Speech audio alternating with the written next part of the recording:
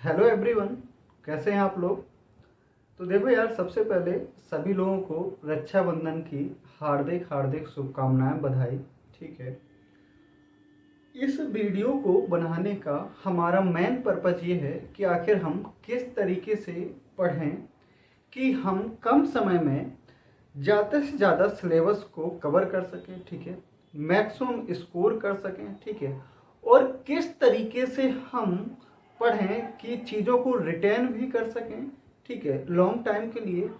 दूसरी बात कि हम किस ऑर्डर में पढ़ें, है ना, किस एरिया पर हमको ज़्यादा फोकस करना चाहिए, किस एरिया पर हमको कम फोकस करना चाहिए।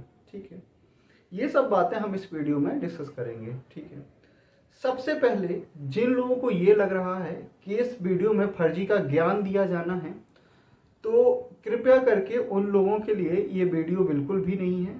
टाइम को वेस्ट ना करें। अगर उनको ज्ञान की प्राप्ति है तो वो अपना ज्ञान अपनी किताबों में लगाएं। ठीक है, समय की बर्बादी कतई ना करें। ठीक है, कि यूट्यूब में एक नहीं हज़ारों वीडियो आते हैं हर चीज़ के लिए, स्ट्रेटजी के लिए, उन सब के लिए। ठीक है, मुझसे पूछा गया तो मैं इसके लिए वीडियो बना रहा हूँ और बता रहा हूँ। ठीक है, तो स्टार्ट करते हैं।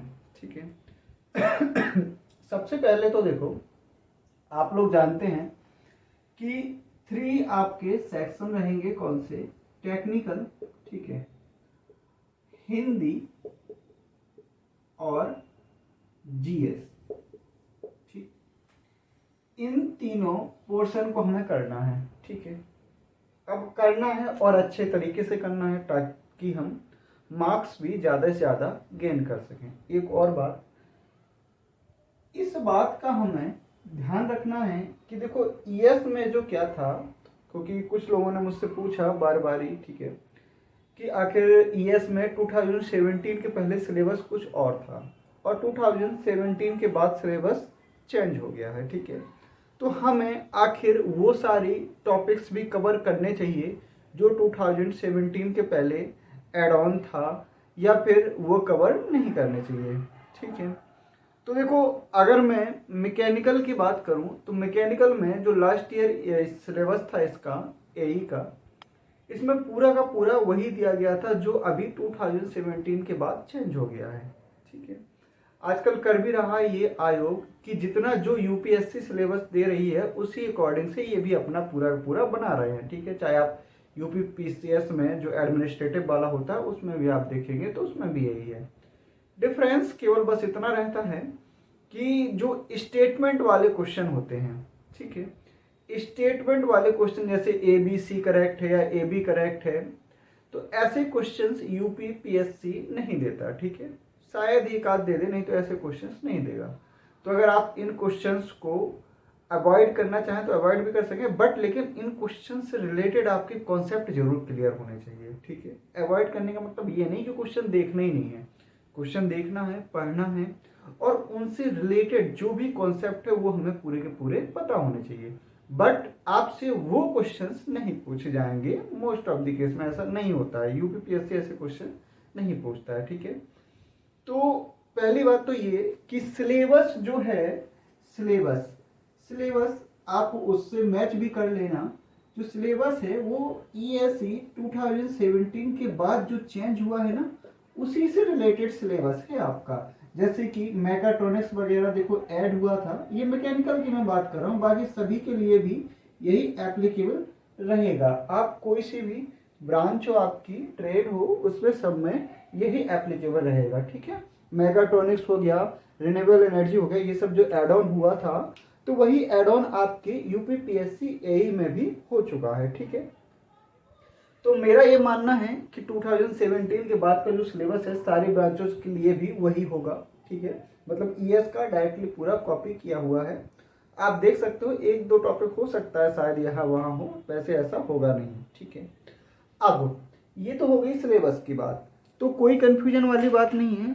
जो टॉपिक्स ईएससी 2017 के पहले वाले थे उसको आप, जैसे आप किसी की भी इंस्टीट्यूट की बुक खरीदोगे, ठीक है, तो उसमें अगर उन टॉपिक्स को दिया गया है तो उन टॉपिक्स को आप अवॉइड कर सकते हो। ठीक है, उन टॉपिक्स को आप छोड़ सकते हो, कोई दिक्कत वाली बात नहीं है। ठीक है, परेशान नहीं होना है हमें किसी भी चीज़ को लेकर। ठीक है, वो हम अवॉइड कर सकते हैं, और आपको करना भी है उनको। पहले हमें ये पूरा कवर करना है, जब हमें ये कवर हो जाए इसके बाद हमें एक्स्ट्रा चीज़ें पढ़नी चाहिए, ठीक है। और अगर आप लोग बोलेंगे तो उसके लिए टॉपिक्स के लिए हमारा बता दिया जाएगा कि ये टॉपिक्स आप मत पढ़िए, ठीक है।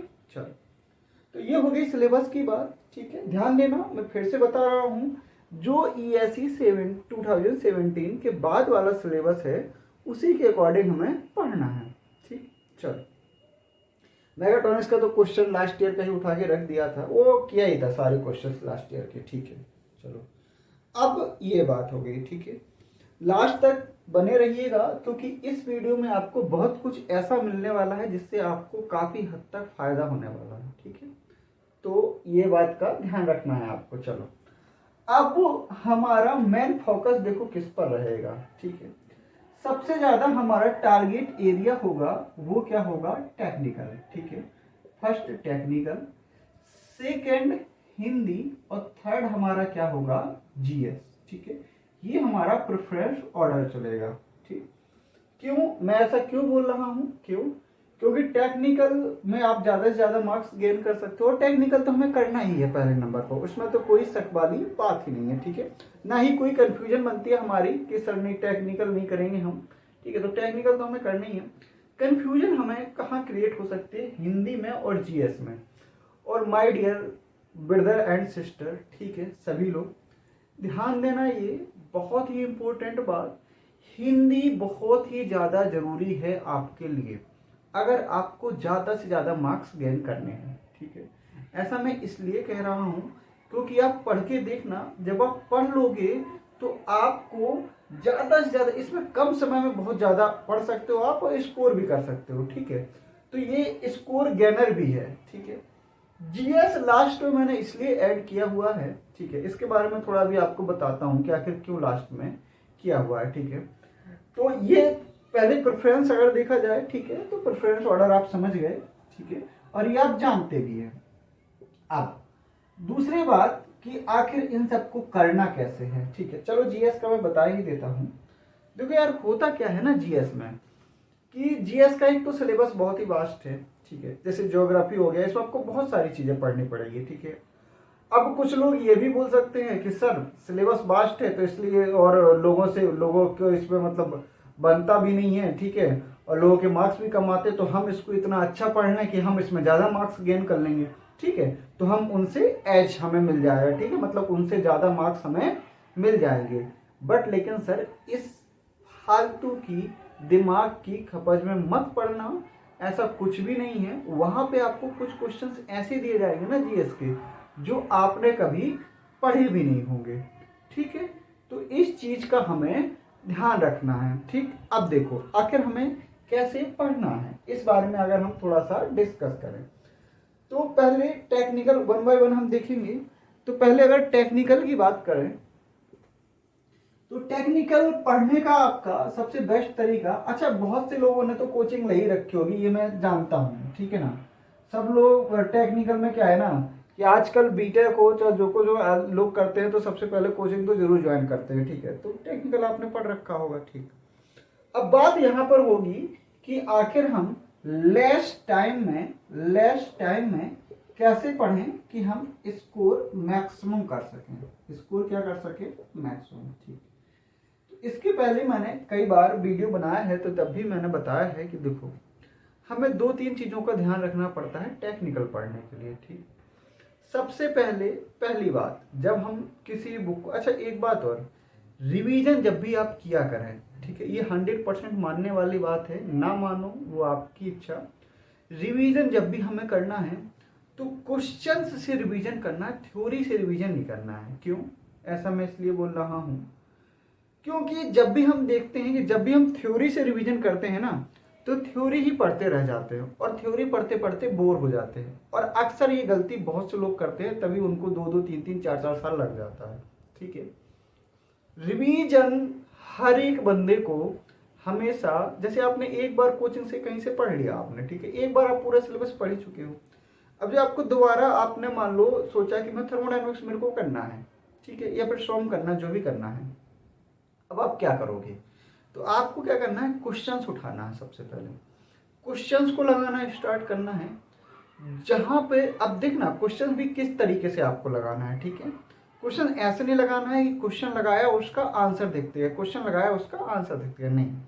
आपको एक पेपर लेना है, पेपर में आपको क्या करना है, उसके आंसर नोट डाउन करते हैं। जैसे क्वेश्चन लगाना है, 1 हो गया, 1 लगा लिया, उसका यहाँ पे ए आंसर, ठीक है, 1 का ए, सेकेंड का बी, जो भी है आपका आ रहा है, ठीक है, आपने लगा लिया, ये पेपर में आंसर लिख लिया आपने, ठीक है।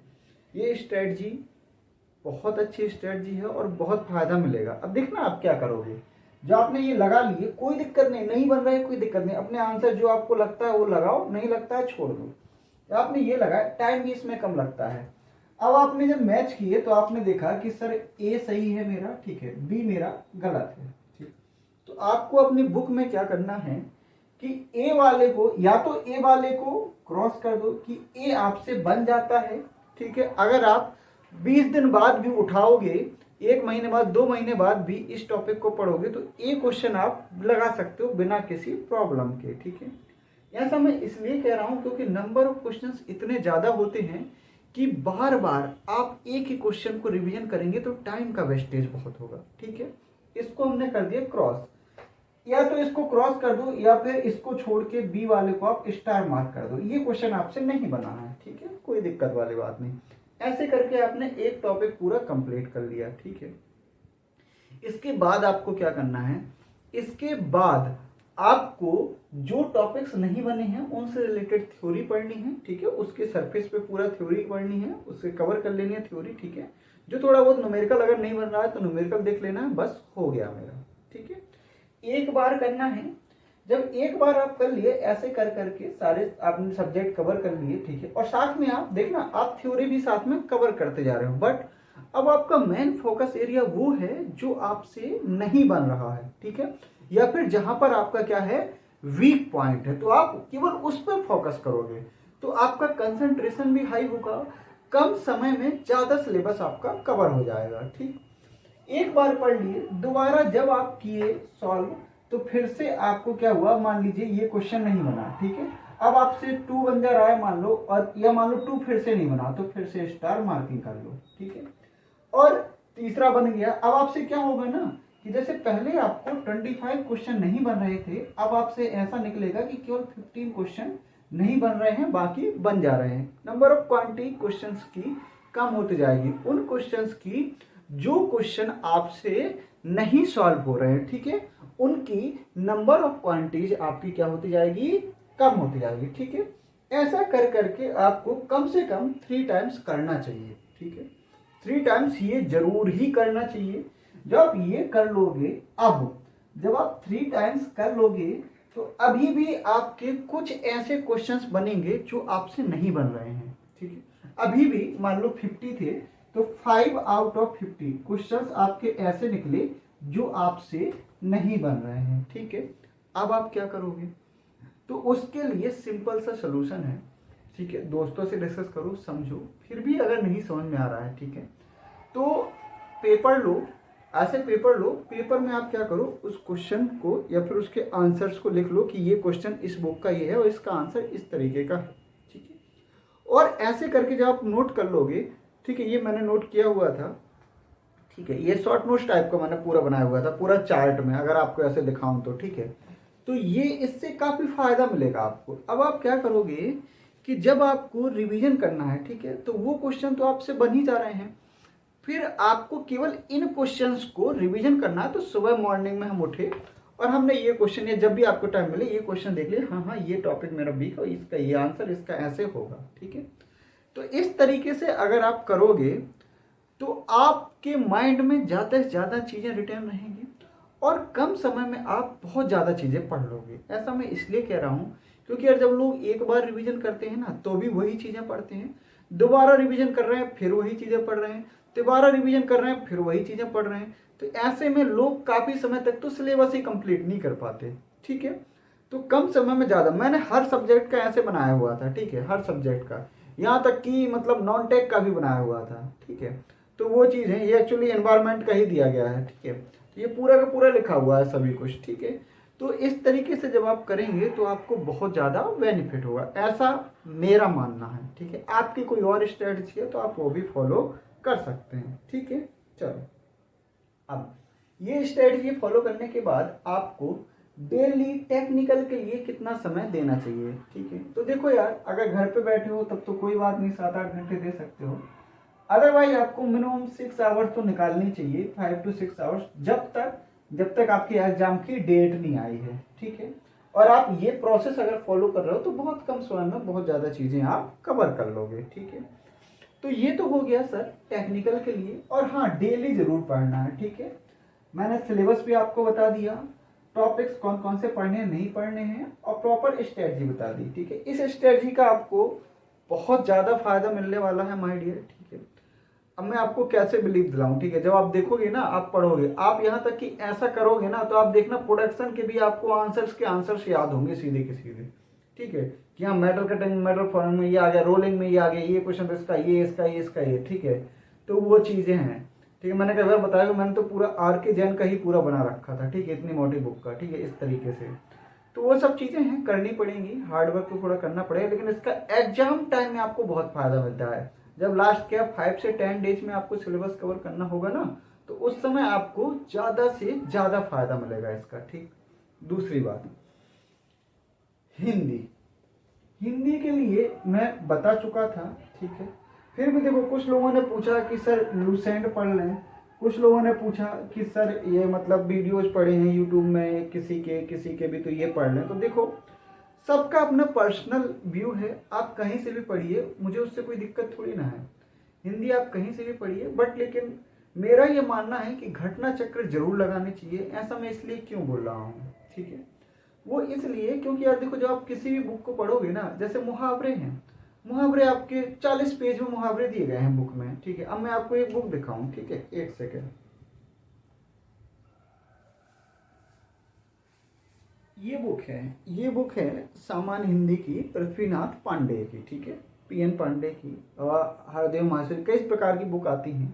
अब इसमें ना 40-50 पेज में आपको दिए होंगे मुहावरे, 40 to 50 पेज में आपको मुहावरे दिए होंगे। तो यार उतने मुहावरे ना तो हम पढ़ते हैं और ना ही हमारा मन करेगा पढ़ने का। ठीक है, अगर पढ़ भी लिए तो बार बार पढ़ने का मन नहीं करेगा। उसका पढ़ने का फायदा क्या है घटना चक्र का, कि उसमें क्या है ना, कि देखो क्वेश्चंस लिखे रहते हैं, क्वेश्चन के बाद उसका ईयर लिखा रहता है, ईयर के साथ साथ एक्सप्लेनेशन। तो उस एक्सप्लेनेशन में, एक क्वेश्चन के एक्सप्लेनेशन में 2-3 क्वेश्चन ऑटोमेटिकली आपके तैयार हो जाते हैं। ठीक है, अच्छा, नंबर ऑफ क्वेश्चंस भी उसमें कम होंगे। कैसे, जैसे कि इसमें 40 पेज में आपको मुहावरा वगैरह पढ़ना पड़ गया, तो 40 पेज में इतना मुहावरा होगा ही क्या बता, उसमें वही मुहावरे होंगे जो आपके पूछे जा चुके हैं किसी न किसी एग्जाम में। तो कम पढ़ना पड़ेगा आपको और ज्यादा से ज्यादा टाइम मिलेगा आपको उसको पढ़ने में।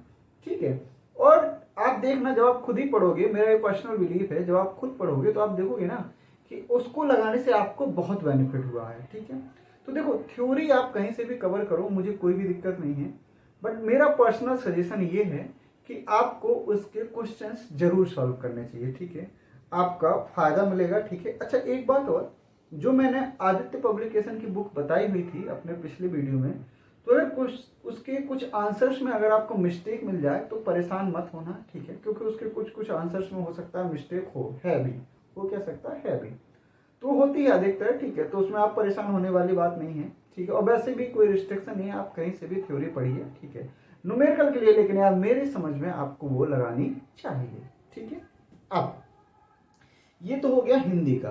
ठीक है, अच्छा, हिंदी पढ़नी कितनी चाहिए, तो देखो यार, अभी से अगर आप कवर करोगे तो डेली कम से कम 2 आवर्स दो हिंदी को।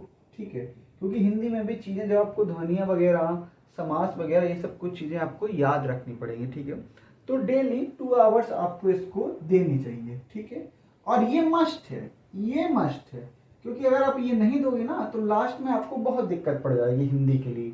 तो डेली 2 आवर्स इसका भी शॉर्ट नोट्स जरूर बनाना है। ठीक है, कि जैसे ध्वनियां हैं तो अपना शॉर्ट नोट्स में लिख लिए। ठीक है, कहीं दीवार में या गेट में, अपना टेबल में, जहां पे भी आप सामने लगा लिए, बार बार आपका क्या हो गया, रिवीजन होता रहेगा उससे। ठीक है, ये हो गया, तो ये आप कर सकते हो।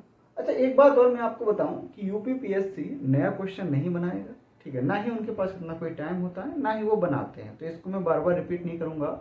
आप समझदार हैं तो माइंड में अपनी ये बात सेट करके रखनी है, ठीक है। नया क्वेश्चन नहीं बना आने वाला है, ठीक।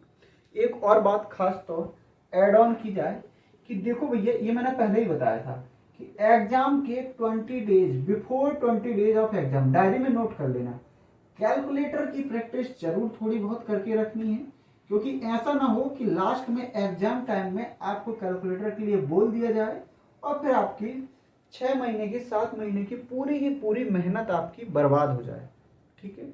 ऐसा हुआ है, ठीक है ना, क्योंकि इनका कोई भरोसा नहीं है, ना ही इनको आपके बनने बिगड़ने से कोई फर्क पड़ने वाला है, किसी को कोई फर्क नहीं पड़ता है एक्चुअली, ठीक है। हमें पूरी तरीके से तैयार होकर रहना है, ठीक है। तो कैलकुलेटर की जरूर प्रैक्टिस करके रखना, ये सभी ब्रांचेस के लिए सजेशन है, किसी के साथ भी कुछ भी हो सकता है, ठीक है। तो ये हमें करके रखना है, ऐसा नहीं है कि हम केवल वैसे लगाते रहें, क्योंकि वहां पे इतना टाइम भी नहीं होता और क्वेश्चंस आपको दे दिए जाएंगे, कह दिया जाएगा कैलकुलेटर अलाउ है, तो फिर आप क्या करोगे, ठीक है।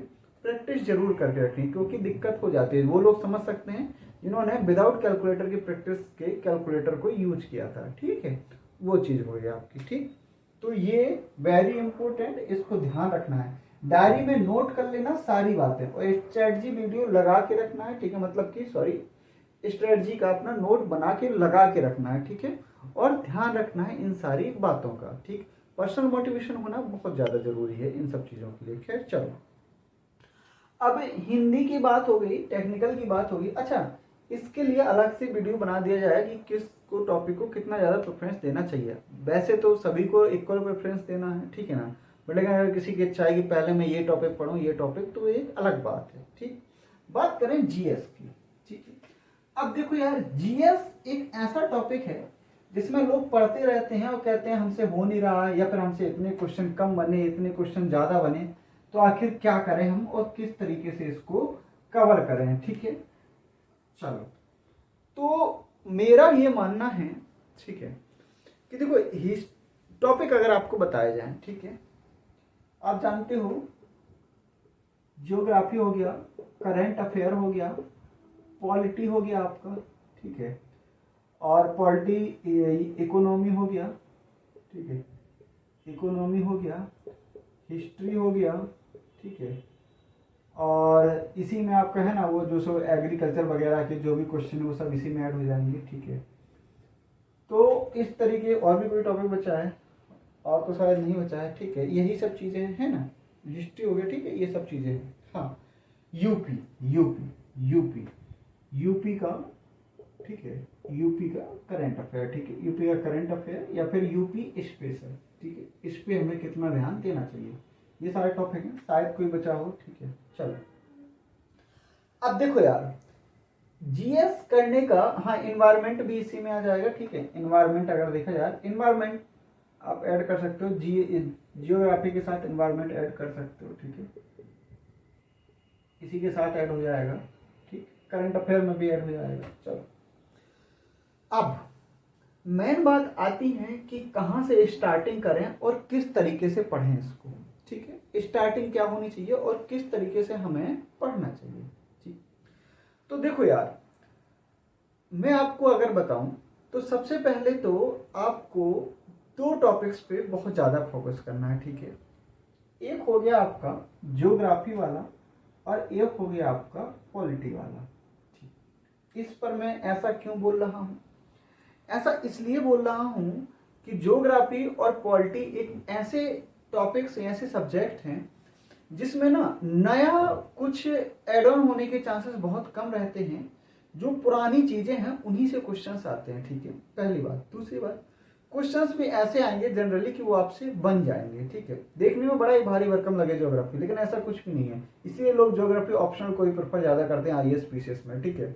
बहुत आसानी से इसके क्वेश्चंस बन जाते हैं, आप पिछले साल का पेपर उठा के देख लो, अगर आपको एक भी हिंट मिल गया तो आप आसानी से पूरा पूरा लगा दोगे, इतना सिंपल तरीके से पूछा गया था उन्होंने क्वेश्चन, ठीक है। तो पहला आपका फर्स्ट ज्योग्राफी और पॉलिटी होना चाहिए, ठीक। अब बात आती है सर कि ज्योग्राफी में भी आपका देखो, पूरा वीडियो देखना, बहुत कुछ जानने को मिलेगा, ये मैं पहले ही आपको बता चुका हूं, ठीक है। और स्ट्रेटजी वीडियो का पूरा अपने पास नोट बना के रखना है, ठीक है। चलो, ज्योग्राफी में आपका Indian geography and world geography, ठीक है, तो मेरा जो मानना है कि आप अगर इसको ना भी पढ़ें तो कोई दिक्कत नहीं, ठीक है। इंडियन ज्योग्राफी पढ़ना आपका मस्ट है, ठीक है। ये मैं बहुत काट छांट के और बहुत ही अच्छे तरीके से आपको बता रहा हूँ। ध्यान देना, जो भी कुछ बताया जा रहा है उसका बहुत ही ज़्यादा इंपॉर्टेंस है, ठीक है। आप भले ही ना पढ़ो, लेकिन बहुत से लोग फॉलो करते हैं तो वो पढ़ेंगे भी, ठीक है। अब ऐसा मैं इसलिए क्यों कह रहा हूँ, क्यों, देखो यूपी पीसीएस का भी जो आता है एडमिनिस्ट्रेटिव वगैरह का, उसमें भी वर्ल्ड ज्योग्राफी से उतने ज़्यादा आने के चांसेस नहीं होते हैं। बहुत से लोग तो छोड़ के भी चले जाते हैं। 2-3 टॉपिक वर्ल्ड ज्योग्राफी के अगर मैं आपको बताऊं तो देखो क्या पढ़ना। एक तो देखो जैसे ग्रासलैंड हो गया आपका, है ना, ग्रासलैंड जैसे पंपास हो गया, ये सब ग्रासलैंड वगैरह, लानोस हो गया, ठीक है, ये सब ग्रासलैंड वगैरह पढ़ने हैं, ठीक है।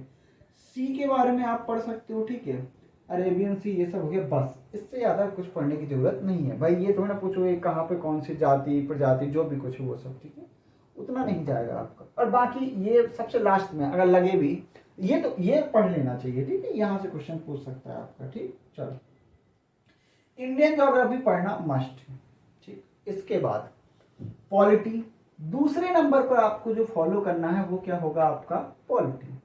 सेकंड आपका पॉलिटी होगा, क्यों, क्योंकि देखो पॉलिटी से क्वेश्चन आएगा, आपसे बन जाएगा, ठीक है ना। जैसे किस आर्टिकल में गवर्नर के बारे में कहा गया है, जैसे पिछले साल पूछा गया था जॉइंट सिटिंग को कौन मतलब प्रिसाइड करता है, ठीक, ये सब चीज़ें थी, शायद प्रिसाइड या फिर बुलाने के लिए कहा था, दोनों ऐसे ही शायद जॉइंट सिटिंग से रिलेटेड कोई क्वेश्चन था, ठीक है। और आर्टिकल फंडामेंटल राइट्स वगैरह क्या है, ठीक है, फंडामेंटल ड्यूटी वगैरह क्या है, इससे रिलेटेड क्वेश्चन होगा, जिसको अगर आप पढ़ते हो तो आप आसानी से कर सकते हो। मतलब इस तरीके से ऑप्शन रहेगा ना यार, आपको इतना टफ नहीं दिया जाएगा। जैसे एडमिनिस्ट्रेटिव वाला होता है उसमें 51, 52, 54 दे देगा ऐसे ऑप्शन में, आपको दिक्कत हो जाएगी। आप मतलब उनको, लेकिन आपको ऐसा नहीं दिया जाएगा, आपको इस लेवल का दिया जाता है कि ताकि अगर आपको थोड़ा सा भी पता है ना, आपको हिंट अगर, तो आप आसानी से उन क्वेश्चंस को कर सको, ठीक है। तो ऐसे ही आपको पूछा जाएगा। आप पिछले साल क्वेश्चन उठा के देखो, पिछले देख लो, आपसे वो जो अगर मतलब पूरा ये नॉलेज थोड़ी ना चाहते हैं, तो आपको इस यहाँ तक की जो ABCD में नहीं आते हैं, जैसे 1 2 3 4 ऐसे क्वेश्चन दिए थे, ABCD, और मतलब कौन सा सही है, 1 2 3 4 4 3 1 2, इस क्वेश्चंस में भी आपका इस तरीके से उन्होंने ऑप्शन बताए थे कि अगर आपका मैचिंग में किसी एक का अगर आपको मालूम है तो आप सारे के सारे सॉल्व कर सकते हो, ठीक है, किसी एक का भी अगर आपको मालूम है तो, ठीक है। तो इन चीजों का ध्यान रखना है आपको, ठीक। चलो, तो ये हो गया पॉलिटी। इसके बाद देखो इकोनॉमी आपको पढ़नी पड़ेगी। इकोनॉमी के साथ साथ अगर इकोनॉमी देखना चाहो तो ये करंट अफेयर में भी आप कवर कर सकते हो, ठीक है, इकोनॉमी करंट अफेयर में भी कवर कर सकते हो, ठीक है। एक आर्थिकी करके इकोनॉमी की घटना चक्र की बुक आती है, वहां से आप देखो तो आप देख सकते हो, ठीक है ना, थोड़ा बहुत जो सेंसस वगैरह उसके बारे में देख सकते हो, ठीक है, थोड़ा बहुत ज्यादा मतलब सेंसस देख सकते हो आप, सेंसस देखना जरूरी है। अगर आप लोग बोलोगे तो उसके लिए मैं पूरा नोट बना के आपको सेंड कर दूंगा, ठीक है, और वीडियो अगर कहोगे तो वो भी बना दिया जाएगा, ठीक है। चलिए, आप दूसरे नंबर पर ये हो गया इकोनॉमी। तीसरे नंबर पर आपको मेन फोकस करना है करंट अफेयर पे, ठीक है। करंट अफेयर पे मैं इसलिए बोल रहा हूँ देखो, क्योंकि करंट अफेयर का क्वेश्चन आना मस्ट है और आता भी है, ठीक है। अब करंट अफेयर हम कैसे पढ़ें, कितना पढ़ें, ये भी याद रखने वाली बात है, ठीक है। तो देखो करंट अफेयर में आपको क्या करना है, करंट अफेयर में आपको ज्यादा से ज्यादा फोकस करना है लास्ट के 6 मंथ पे, ठीक है। 6 मंथ के करंट अफेयर में यूपी का करंट अफेयर भी आपका कवर होना चाहिए। यूपी का current affair plus national current affair जो है वो तो है ही, ठीक है, दोनों आपको कवर करने हैं, ठीक है। इसके बाद स्पोर्ट्स सेक्शन पे ज्यादा ध्यान देना है, ठीक है, क्योंकि अभी ओलंपिक भी हुआ है, ठीक है, तो इस चीजों पे आपको ज्यादा ध्यान देना है, कहाँ कौन सा ओलंपिक होने वाला है, नेक्स्ट ओलंपिक कहाँ पे होगा, ठीक है, किसने कौन सा अवार्ड जीता, ठीक है, ठीक है, मतलब PV सिंधु ने, नीरज चोपड़ा, जो भी है। तो ये सेक्शन आपका मतलब एक क्वेश्चन मुझे ऐसा लगता है कि यहाँ से आने की बहुत ही ज्यादा संभावना है, ठीक है। तो ये आपको एक सेक्शन बहुत ज्यादा नोट कर लेना माय डियर, यहाँ से क्वेश्चन जरूर आएगा, ठीक है। तो करंट अफेयर तीसरे नंबर पर आपको पढ़ना है, ठीक है। लास्ट के 6 मंथ का सफिशियंट है, जिसको ज्यादा टाइम 1 ईयर का भी पढ़ सकता है, ठीक है। 1 ईयर तो मोर देन एनफ होता है, 1 ईयर से ज्यादा तो कहीं आता ही नहीं है, ठीक है ना, तो वो तो मोर देन एनफ होता है, ठीक है। अब यूपी स्पेशल में भी, ठीक है, यूपी स्पेशल आप देख सकते हो, ठीक है। यूपी स्पेशल मेरे को याद दिला देना, ठीक है, मैं आपको यूपी स्पेशल का थोड़ा सा भेज दूंगा, ठीक है। वो घटना चक्र में लास्ट में होता है, ठीक है, पीसीएस वाले पढ़ते हैं, तो वहां से आप यूपी स्पेशल का देख सकते हो। ज्यादा नहीं है, आपके 17-18 पेज हैं, या उतना भी नहीं है शायद, मेरे को एग्जैक्टली ध्यान नहीं है। तो वहां से आप कवर हो जाएगा, है ना, कि मतलब यूपी में कौन सा बाग कहाँ पे है, वेटलैंड कहाँ पे है, ये सब चीजें हैं, ये वहां से कवर हो जाएंगे, ठीक है। तो आपको वो पढ़ना है, ठीक। अब उसके बाद लास्ट में, ठीक है, अच्छा, इन्वायरमेंट इसी के साथ इंक्लूड हो जाएगा, ठीक है। इन्वायरमेंट आप लोगों ने हो सकता है ईएस के लिए पढ़ा हो, तो वो सफिशियंट है, ठीक है, ज्यादा उस पर आपको डीप नॉलेज की जरूरत नहीं है, ठीक। सबसे लास्ट में आपको जाना है हिस्ट्री में, ठीक है। ऐसा मैं इसलिए बोल रहा हूं, क्यों? क्योंकि देखो हिस्ट्री में क्या होता है कि जो क्वेश्चन आएंगे, जब अभी मैं बताऊंगा, ठीक है, कि हिस्ट्री में कुछ टॉपिक्स, मतलब जो क्वेश्चंस आएंगे तो वो इस तरीके के आएंगे कि वो सभी से बन जाएंगे, लगभग 75 स्टूडेंट जो थोड़ा बहुत नॉलेज रखते हैं तो उनसे बन जाएंगे। या फिर कुछ क्वेश्चन ऐसे आ जाएंगे ना, तो वो किसी से नहीं बनते, ठीक है ना, शायद 1-2% लोगों से बने, ठीक है। तो इसलिए, और हिस्ट्री बड़ा भी बहुत ज़्यादा है, ठीक है ना। पहले आप, और लोग क्या करते हैं, सबसे पहले हिस्ट्री पढ़ना स्टार्ट करते हैं, ठीक है। पहले आपका वो एंशिएंट उठाएंगे, फिर मेडिवल उठाएंगे, फिर मॉडर्न उठाएंगे, ठीक है। तो वो गलती नहीं करनी है आपको, ठीक है ना। पढ़ाने वाले भी वही करते हैं, ठीक है, और लोग भी उसी को पढ़ते रह जाते हैं, और उसी का क्वेश्चन बनता नहीं है हमसे, उसी का क्वेश्चन हमसे बनता नहीं है, ठीक है। तो हिस्ट्री में आसान आएगा तो सबसे बनेगा, और नहीं आएगा, टफ आएगा तो फिर वो किसी से नहीं बनेगा, तो उसके बारे में परेशान नहीं होना है। हिस्ट्री में सबसे पहले आपको मॉडर्न हिस्ट्री कवर करनी चाहिए, ठीक है, मॉडर्न, इसके बाद मेडिवल, ठीक है, और इसके बाद आपका क्या हो गया, आपका एंशिएंट, ठीक है। या फिर आप एंशिएंट से कवर करना चाहो तो एंशिएंट से कवर करो, जिसको जैसे समझ में आए, एंशिएंट, क्योंकि इससे एक सीक्वेंस बन जाता है, फिर मेडिवल, फिर मॉडर्न, ठीक है। तो यहाँ भी कवर कर सकते हो, कोई दिक्कत वाली बात नहीं है, बट सबसे लास्ट में कवर करना है ये, ठीक है, कवर जरूर करना है। 1, 2, 3 रीडिंग जरूर लेके जाना है। क्यों? वो मैं इसलिए बोल रहा हूँ कि देखो, मैंने फिर से वही बोलूंगा, आसान आएगा तो सबसे बनेगा, टफ आएगा तो किसी से नहीं बनेगा, ठीक है। क्योंकि हिस्ट्री में ऐसे ऐसे क्वेश्चन पूछ रहे हैं जिसके बारे में आप सोच भी नहीं सकते, इस बार भी ऐसे हुआ था। तो यहाँ इसीलिए गेन कम भी कर पाते हैं मार्क्स, ठीक है। लेकिन लोग एग्जाम में प्रेशर ले लेते हैं कि नहीं यार ये क्वेश्चन मेरे से नहीं बने इतने, तो ऐसा कोई भी बात नहीं है, ठीक है, वो किसी से नहीं बनते हैं। तो ये हमारी प्रॉपर स्ट्रेटजी वीडियो होगी। डेली आपको जीएस के लिए 1.5 घंटे से, ठीक है, 1.5 से 2 आवर्स जरूर निकालने चाहिए, ठीक है। इस तरीके से अगर आप पढ़ेंगे, ऐसा करना, सुबह हिंदी पढ़ लिए, शाम को जीएस पढ़ लिए, दिन में अपना टेक्निकल पढ़ लिए, कुछ ऐसा बना लेना जो भी आपको अपने हिसाब से सुटेबल लगे, ठीक है। तो ये प्रॉपर एक स्ट्रेटजी वीडियो था, ठीक है।